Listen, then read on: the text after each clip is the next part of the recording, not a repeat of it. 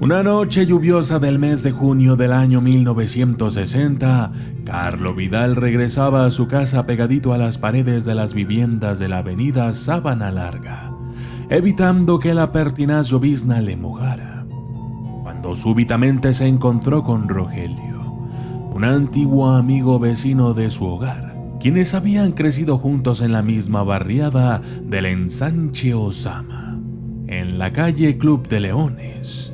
Rogelio estaba guarecido en la galería de una residencia donde hoy existe una fábrica de puertas y ventanas. «Carlos, ven, entra, no te mojes», le llamó Rogelio con la voz casi apagada. Al volver la mirada, vio a su amigo con el rostro medio desencajado, la mirada fría y una sonrisa que no era la natural en él. «Entra», le repitió, para agregar: «Esa lluvia puede hacerte daño». Vidal obedeció a la invitación y entró en la reducida galería. Mientras permanecían en el lugar, Vidal advirtió que Rogelio conversaba en forma incoherente y hasta algunas veces solo lo veía mover los labios sin escuchar lo que realmente decía. 15 o 20 minutos después, cuando la llovizna amainó, aunque el cielo parecía encapotado, ambos abandonaron el sitio.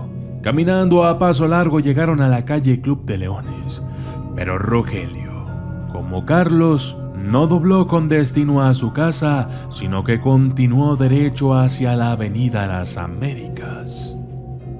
«Oye», le observó Vidal, «¿hacia dónde vas? Es por acá». «No», contestó Rogelio, «no voy para la casa, voy lejos, al otro lado». Vidal lo vio caminando casi flotando a paso ordinario, desapareciendo misteriosamente a la vuelta de la esquina próxima, es decir, en la calle Presidente Vesque. Un poco turbado se detuvo estrujándose los ojos, pero otra vez reapareció cruzando ligero a la otra acera cuando nuevamente comenzó a llover, en esta ocasión torrencialmente. «Creo que Rogelio está loco», se dijo moviendo la cabeza. «¿A dónde irá con este tiempo? A menos que no sea detrás de una falda». Con el pañuelo cubriendo la cabeza, emprendió veloz carrera. Las calles lucían solitarias y las residencias lucían un extraño aspecto fantasmal, mientras las luces de los faroles titilaban como conjuntos de ojos que se abrían y cerraban al mismo tiempo. Al acercarse a su casa, aproximadamente a 35 o 40 metros, le pareció ver un grupo de personas entrando en la casa de Rogelio, ubicada justamente frente a la suya. Pero al avanzar, en la galería no había evidencia de vida y las luces de la casa estaban apagadas. Sin embargo, aunque extrañado, extrajo el llavero y abrió la puerta. Todos en la casa estaban acostados, de modo que para no despertar a sus padres y hermanos, se cuidó de hacer el menor ruido. Precavido como era, regresó nuevamente para asegurarse de que la puerta estaba bien cerrada, pero decidió mirar hacia la casa de Rogelio y lo que advirtió le erizaron todos los vellos, exclamando profundamente: «¡Oh, Dios mío!».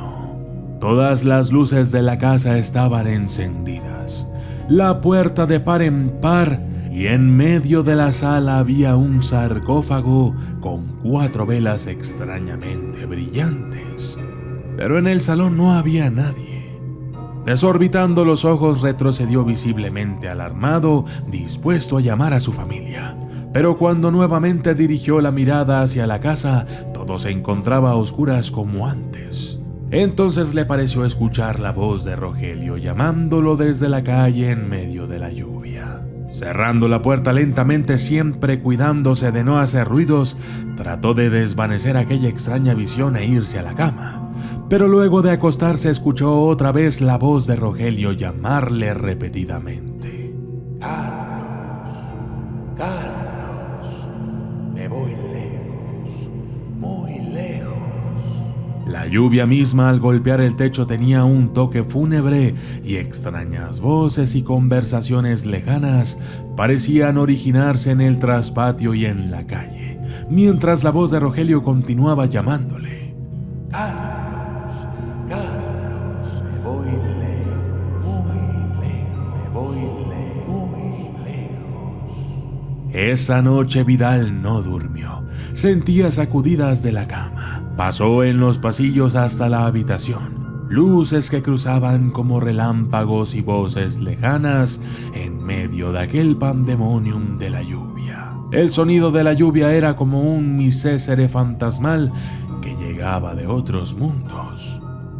¿Qué será esto, Dios mío?, se preguntaba angustiado. El mismo tic-tac del reloj en la manecilla de noche le llegaba a los oídos como un martilleo, invadiendo en su cabeza llena de pensamientos morbosos y la voz hueca y cavernosa de Rogelio que continuaba exclamando: Carlos, Carlos, me voy lejos, muy lejos, me voy lejos.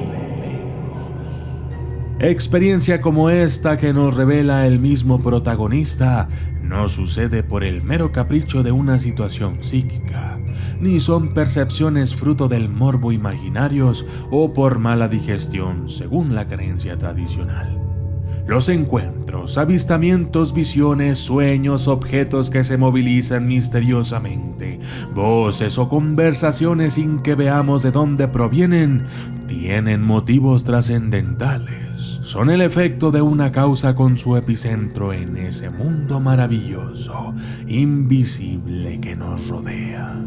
En esos mundos hay vidas que nos envían mensajes por un motivo, ya sea para el presente o para el futuro de la humanidad, o personalmente para el que logra la percepción. Creemos que todas las calamidades o bonanzas se avisan con antelación a los videntes y hasta en ocasiones se sienten colectivamente. Carlo Vidal estaba frente a un acontecimiento fatalista, la voz de un amigo después de la vida o la muerte. Lo estaba previniendo. Él estaba de lleno inmerso en los espacios de los mundos desconocidos, hombro con un espíritu que iniciaba el viaje hacia otra dimensión. Pero continuemos con el relato. Más angustiado que temeroso por el castigo que las horas le infligían, decidió levantarse para leer y despejar su mente. Pero todo fue en vano. No podía asimilar la lectura.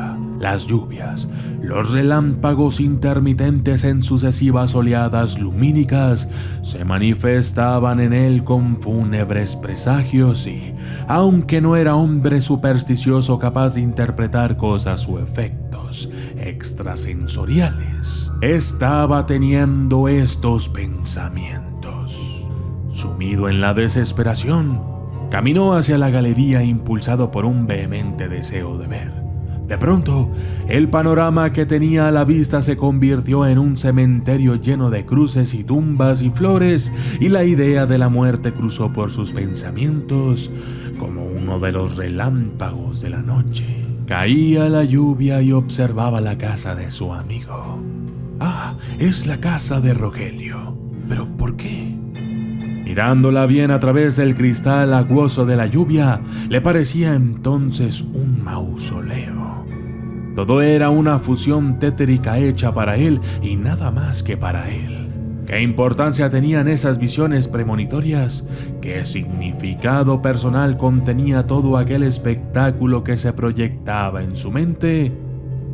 De pronto, el panorama que tenía a la vista se convirtió en un cementerio lleno de tumbas y cruces y flores nuevamente.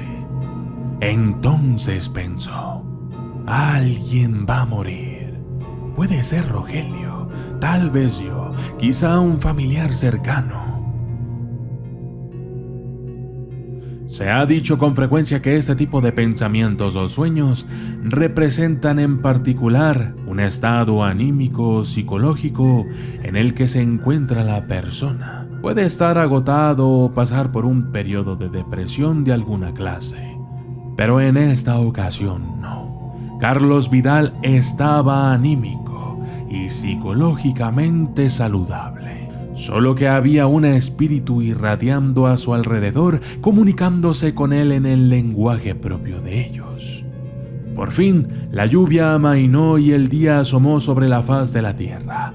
Los tiernos rayos de la mañana, aunque triste y gris, fue un aliciente para él.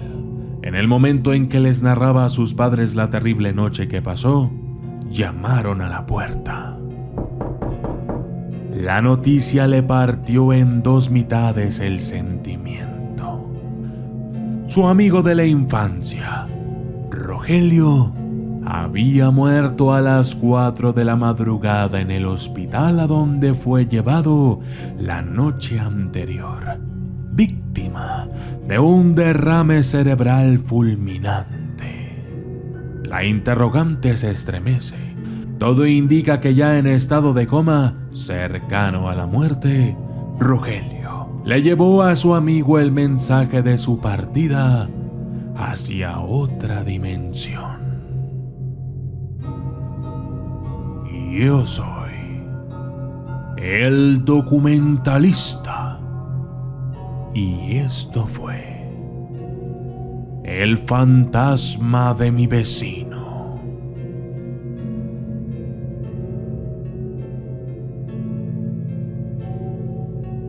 Saludos especiales para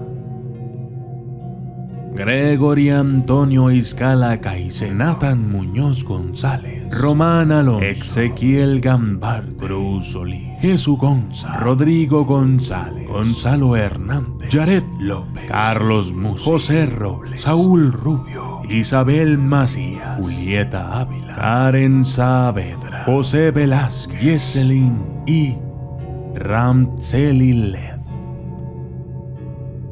Gracias y hasta la próxima.